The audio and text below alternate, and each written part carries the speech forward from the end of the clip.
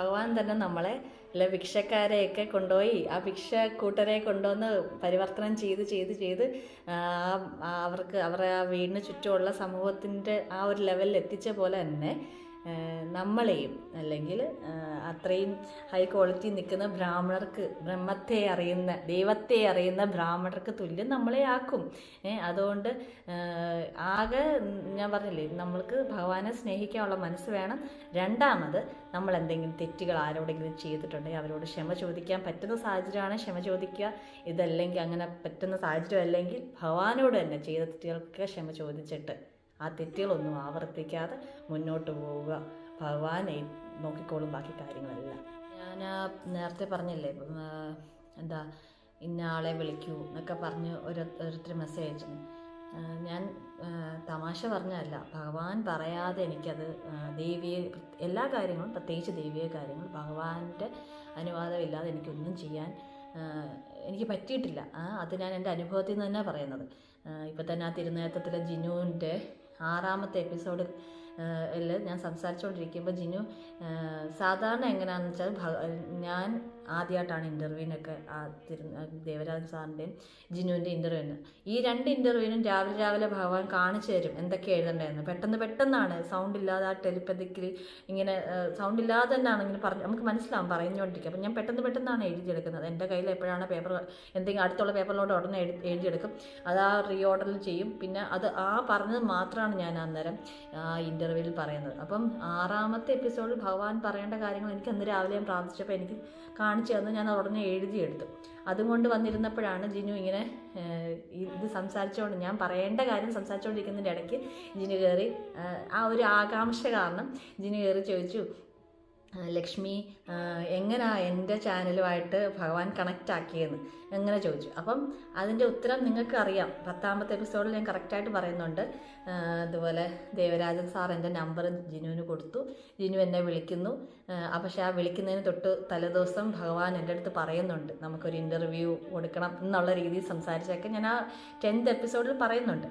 അത് അത്രയും ക്ലിയറാണ്. അതിനകത്ത് ഒരാൾ കേട്ട ആൾക്ക് മനസ്സിലാവും എന്താണ് ഞാൻ പറഞ്ഞത്. പക്ഷേ ജിനു ഇത് ചോദിച്ചപ്പോൾ ഞാൻ പറഞ്ഞു, ജിനു ഇത് ഭഗവാൻ ഇന്ന് പറയാൻ പറഞ്ഞിട്ടില്ല, എനിക്ക് ഇന്ന് പറയേണ്ട ഈ വിഷയത്തിനകത്ത് ഇതില്ല എന്ന് പറഞ്ഞു. അപ്പോൾ ജിനു പറഞ്ഞു സാരമില്ല പറഞ്ഞോ എന്ന് പറഞ്ഞു. അപ്പം എൻ്റെ ആദ്യത്തെ അനുഭവമാണ് ഇങ്ങനെ ഭഗവാൻ പറഞ്ഞതല്ലാതെ ഞാൻ പറയാൻ പറ്റുമോ എന്നുള്ളത്. നമ്മളിങ്ങനെ ഇൻ്റർവ്യൂ ഒന്നും കൊടുത്തില്ല. അപ്പോൾ ചോദിച്ചു ഓക്കെ ശരി കുഴപ്പമില്ല, ഭഗവാൻ തന്നതല്ലാതെ ഇത് എക്സ്ട്രാ പറയുന്നതിൽ കുഴപ്പമില്ല എന്ന് വിചാരിച്ചിട്ട് ഞാനതൊരു ഈ 10th എപ്പിസോഡിൽ പറഞ്ഞ അതേ വിഷയം ഞാനൊരു 7-8 പ്രാവശ്യം ഞാൻ ജിനുവിൻ്റെ അടുത്ത് പറഞ്ഞു. ജിനുവിനത് മനസ്സിലാവുന്നില്ല. ജിനുവിന് വേറെ ആയിട്ടാണ് മീനിങ് കിട്ടുന്നത്.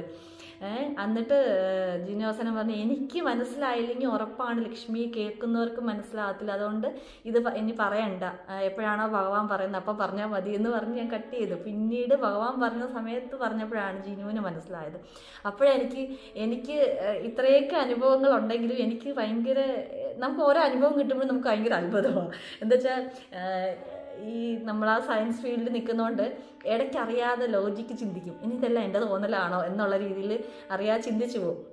അപ്പം ഞാൻ അന്നേരം ആലോചിച്ചു, ഭഗവാൻ പറയാതെ ഒരു കാര്യം പറഞ്ഞാൽ പോലും എതിരെ നിൽക്കുന്ന ആൾക്ക് മനസ്സിലാവത്തില്ല. അത് ഭഗവാൻ വിചാരിക്കണം അത് നടക്കണമെങ്കിൽ. അന്ന് എനിക്കതങ്ങനെയാണ് മനസ്സിലായത്. എല്ലാ കാര്യവും എൻ്റെ ഭഗവാൻ തന്നെ നടപ്പാക്കുന്നത്. ഭഗവാൻ പറയാതൊരു കാര്യം എനിക്ക് ചെയ്യാനും പറ്റത്തില്ല.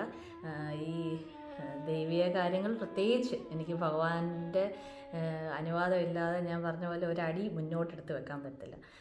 ഞാൻ ഈ ബ്രഹ്മമുരളികയിൽ ഇടുന്ന സ്തോത്രങ്ങൾ പോലും ഭഗവാന്റെ നിർദ്ദേശമില്ലാതെ ഞാൻ എടുത്തില്ല. ഈ ബ്രഹ്മമുരളികയിൽ നിങ്ങൾ നോക്കാം, സ്തോത്രങ്ങൾ ഇട്ടിട്ടുണ്ട്. ഒരു യൂട്യൂബ് ചാനലല്ലേ എന്തെങ്കിലും ഇട്ടേക്കാം എന്ന രീതിയിൽ ഞാൻ അതിൻ്റെ അകത്തൊന്നും ഇടുന്നില്ല. എത്ര ഗ്യാപ്പ് വന്നാലും ഭഗവാൻ എസ് പറയാതെ അല്ലെങ്കിൽ ഭഗവാൻ ഇന്നത് നീ ഇടൂ എന്ന് പറയാൻ ഞാൻ ഇടാറില്ല. അതിൽ ഈ അതിനകത്തിടുന്ന സ്തോത്രങ്ങൾ പോലും ശരിയാണ്. ഞാൻ അഹല്യാസ്തുതി, വിഷ്ണു അഷ്ടാവിംശതി സ്തോത്രം, പിന്നെ ഹനുമാൻ ചാലിസ, ഇത് 3ഉം ഭഗവാൻ കാണിച്ചു തന്നതായതുകൊണ്ട് ഇത് 3ഉം ഞാൻ മുടങ്ങാതെ ചൊല്ലാറുണ്ട്. ഇത് കൂടാതെ ചിലപ്പോൾ ഞാൻ പ്രാർത്ഥിക്കായിരിക്കും, എൻ്റെ ഉള്ളിൽ നിന്ന് ഭഗവാൻ പറയും എനിക്ക് ഇന്നത് കേൾക്കണം ഇന്ന്, അല്ലെങ്കിൽ ഇന്നത് പ്രാർത്ഥിക്കൂ എന്ന് പറയുന്ന ചില നാമങ്ങൾ അല്ലെങ്കിൽ സ്തോത്രങ്ങളോ കാണും. അത് ഞാൻ ചൊല്ലാൻ തുടങ്ങും. ചൊല്ലി ചൊല്ലി അതുമായിട്ടൊരു കണക്ഷൻ വന്നു കഴിയുന്ന, അങ്ങനെ എനിക്ക് ആത്മബന്ധം വന്നിട്ടുള്ള സ്തോത്രങ്ങൾ മാത്രമാണ് ഞാൻ ഇതുവരെ ഇട്ടിട്ടുള്ളതും ഇനി അങ്ങോട്ടും എടുത്തുള്ളൂ. അല്ലാതെ വെറുതെ ഒരു ഗ്യാപ്പ് വരുന്നു അതുകൊണ്ട് റെഗുലർ ആയിട്ട് പോസ്റ്റ് ചെയ്യണം അതുകൊണ്ട് ഞാൻ എന്തെങ്കിലും, അങ്ങനല്ല. ഒരു സ്തോത്രമോ അല്ലെങ്കിൽ ഒരു പോസ്റ്റ് പോലും ഞാൻ അങ്ങനെ ഇടാറില്ല. ഈ ജാസ്ലിട്ട കാർത്തികേയ വിവർത്തന സ്തോത്രം അതുപോലും ഞാൻ ദേവരാജ സാറിനുമായിട്ട് വിളിക്കണം എന്ന് പറഞ്ഞപ്പോൾ ഞാൻ പറഞ്ഞിരുന്നു, ഞാൻ തന്നെ ഓരോ എക്സ്ക്യൂസസ് കണ്ടുപിടിച്ചതിൽ ഒരു എക്സ്ക്യൂസാണ് കഴിഞ്ഞ നവംബറിൽ ആദ്യമായിട്ട് ഞാൻ സ്കന്ദഷഷ്ടി എടുക്കുന്നത്. അപ്പം ഞാൻ അന്ന് ഭഗവാനോടൊന്ന് സ്കന്ദഷഷ്ടി എടുത്ത് കഴിയുമ്പോൾ ഞാൻ ദേവരാജ സാറിനെ വിളിക്കാം എന്നായിരുന്നു ഞാൻ അന്ന് ആദ്യം കൊടുത്ത എക്സ്ക്യൂസ്. അപ്പോൾ ഈ സ്കന്ദഷഷ്ടി എടുക്കുന്ന സമയത്ത് ആദ്യത്തെ ദിവസം ഞാൻ എന്ത് നോയമ്പ് വന്നാലും എനിക്ക് ഈ 3 നാമമാണ്. അതിൽ അഹല്യാസ്തുതിയാണ്, വേറെ ഒന്നും ചൊല്ലിയില്ലെങ്കിലും ചൊല്ലുന്നത്. അപ്പം ഇത് 3 ചൊല്ലാൻ വന്നപ്പോഴത്തേക്ക് ഭഗവാൻ ഉള്ളിൽ നിന്ന് ഇങ്ങനെ കാണിച്ചു തന്നു, ഈ 6 ദിവസവും ചൊല്ലേണ്ടതാണ് കാർത്തികേയ, ഞാൻ ഇട്ടല്ലേ കാർത്തികേയ പ്രജ്ഞ വിവർത്തന സ്തോത്രം. ഇതാണ് 6 ദിവസം ചൊല്ലേണ്ടതെന്ന് എൻ്റെ ഉള്ളിൽ നിന്ന് പറഞ്ഞ. ഇത് സംഭവം എന്താണെന്ന് എനിക്കറിയത്തില്ല. ഞാൻ തപ്പിയെടുത്തു. അന്ന് 6 ദിവസം ഞാൻ ഇത് ചൊല്ലി. ഞാൻ അതിൻ്റെ അർത്ഥം പോലും നോക്കിയിട്ടില്ല. മറ്റേ അഷ്ടാവിംശതയുടെ അർത്ഥം എന്താണെന്ന് ജിനു ചോദിക്കുമ്പോൾ ഞാൻ പറയുന്നില്ല എനിക്കറിയത്തില്ല. എന്താ വെച്ചാൽ ഭഗവാൻ മനുഷ്യരെന്തെങ്കിലും ഒരു കാര്യം പറഞ്ഞാൽ ഞാനത് പിന്നെയും സെർച്ച് ചെയ്ത് നോക്കും എന്താണ് അതിൻ്റെ അർത്ഥം എന്നൊക്കെ. പക്ഷേ ഭഗവാനാണ് പറയുന്നത്, നീ ഇത് ചൊല്ല്, ഇത് പഠിക്കുക എന്ന് പറഞ്ഞാൽ ഞാൻ അതിൻ്റെ അർത്ഥം നോക്കാറില്ല. എനിക്കറിയാം ഭഗവാൻ അതിൻ്റെ നന്മയ്ക്ക് വേണ്ടിയാണ്, അതിൻ്റെ അർത്ഥം നോക്കി ഞാൻ പോകത്തില്ല. ഞാനത് ചൊല്ലാൻ പറഞ്ഞ് ചൊല്ലുകയാണ്. ഇപ്പം എന്താ പറയാൻ, ഇപ്പം ലക്ഷ്മി ഇതുകൊണ്ട് ഒരു കുപ്പി വിഷം ഇരിക്കുന്ന എടുത്ത് കുടിക്കുന്നു ഭഗവാനാണ് പറയുന്നത്. അതായത് വിഷമാണ് അതിൻ്റെ അകത്ത് മുൻകൂട്ടി എൻ്റെ അടുത്ത് പറയുകയും ചെയ്തു, നീ അത് കുടിക്കുക എന്ന് പറഞ്ഞാൽ ഭഗവാനാണ് പറഞ്ഞത്. അതുകൊണ്ട് ഞാൻ കുടിക്കും. അതിനകത്ത് ഞാൻ അവിടെ ഡിലേ ഒന്നും വെക്കത്തില്ല.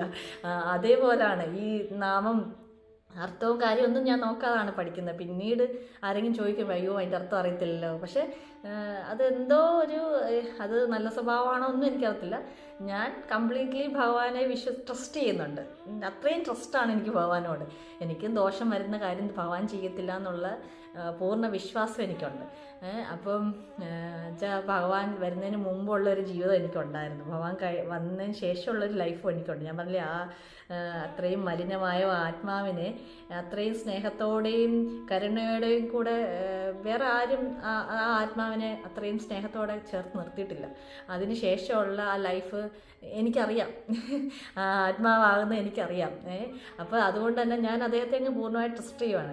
അപ്പോൾ ഈ കാർത്തികേയ സ്തോത്രം നിങ്ങൾക്ക് ഇടണം, ഇത് ബ്രഹ്മമുളികൾ ഇടണമെന്ന് ഭഗവാൻ പറഞ്ഞ നിമിഷമാണ്. നിങ്ങൾക്ക് വേണ്ടി ഞാൻ അർത്ഥം നോക്കുമ്പോഴാണ് ഞാൻ കാണുന്നത് അത് എന്താണ്, ഔപൗരേഷേയ സ്തോത്രമാണ്. അതായത് മനുഷ്യരാൽ രചിക്കപ്പെട്ടതല്ല, അത് മഹാദേവനാൽ രചിക്കപ്പെട്ട സ്തോത്രമാണ്. അന്നാണ് ഞാൻ ആദ്യമായിട്ട് അത് അറിയുന്നത്. അതുപോലെ തന്നെ അത് സ്കന്ദഷഷ്ടിക്ക് ചൊല്ലേണ്ട മന്ത്രമാണെന്ന് പോലും ഞാൻ നിങ്ങൾക്ക് അർത്ഥം നോക്കുമ്പോഴാണ് പറയുന്നത്. അതുകൊണ്ട് ഞാൻ ഇതിലിടുന്ന മന്ത്രങ്ങളൊന്നും വെറുതെ ഇടുന്നതല്ല. ഇതെല്ലാം എൻ്റെ ഉള്ളിൽ നിന്ന് ഭഗവാൻ പറഞ്ഞ് ഞാനത് പ്രാർത്ഥിച്ച് അതുമായിട്ടൊരു കണക്ഷൻ വന്ന മന്ത്രങ്ങളോ സ്തോത്രങ്ങളോ മാത്രമേ ഞാൻ അതിലിടുന്നുണ്ട്. അതായത് ഓരോ സ്തോത്രങ്ങളുടെ പുറകിലും എന്തെങ്കിലും ഒരു കഥ കാണും. റിവീൽ ചെയ്യാൻ പറ്റുന്ന കാര്യങ്ങൾ മാത്രം ഞാൻ ഇവിടെ നിന്ന് പറയുന്നു, അത്രയേ ഉള്ളൂ. പിന്നെ ഇതിലൊരു കുട്ടി ചോദിച്ചു, ചേച്ചി മായയിൽ പെടാതിരിക്കാൻ എന്താ ചെയ്യാന്ന്. അങ്ങനെ ഈ ഭൂമിയിൽ ജനിച്ചിട്ടുണ്ടോ മായയിൽ പെട്ടിരിക്കും, ഉറപ്പുള്ള കാര്യമാണ്. പക്ഷേ അതിനുള്ള ഒറ്റ ഏക വഴി ഭഗവാനെ സ്മരിക്കുക, എപ്പോഴും സ്മരിക്കുക. നമ്മളൊരു ജോലി ചെയ്യുമ്പോഴും ജോലി ചെയ്ത് കഴിയുമ്പോഴും എപ്പോഴും സ്മരിക്കുക.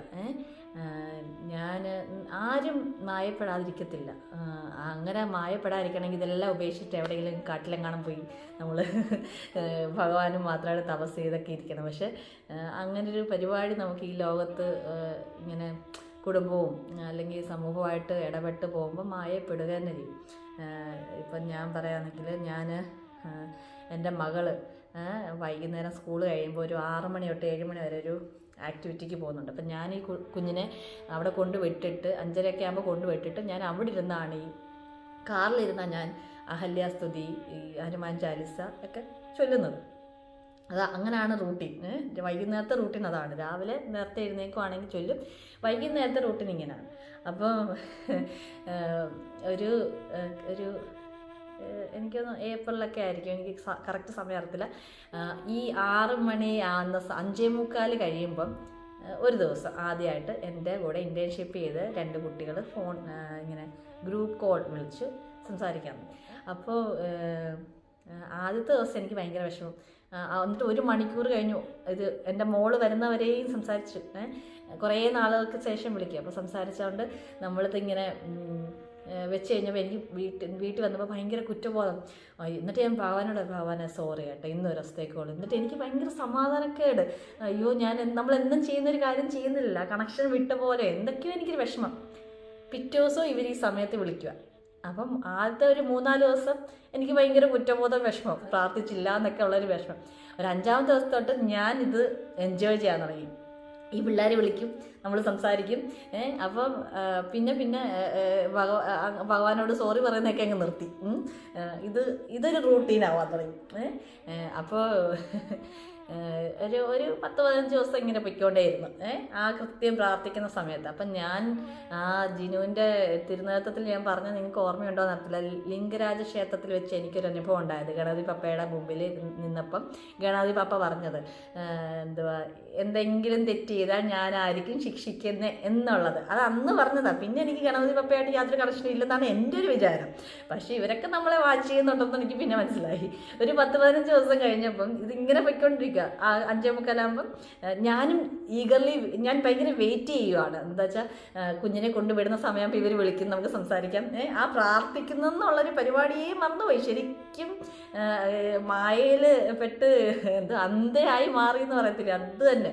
15 ദിവസം കഴിഞ്ഞ് ഒരു ദിവസം വൈകുന്നേരം ഇതുപോലെ ചൊല്ലിയിട്ട് വൈകുന്നേരം വന്ന് രാത്രി കിടന്നപ്പോൾ ഒരാൾ മെസ്സേജ്, പതിവില്ലാതെ ഒരാൾ എനിക്ക് മെസ്സേജ് അയച്ചത് എന്താണെന്ന് വെച്ചാൽ, ഞാൻ ആദ്യമായിട്ട് കാണാം ഭയങ്കര ഉഗ്ര രൂപമായിട്ട് നിൽക്കുന്ന ഗണപതി പപ്പ.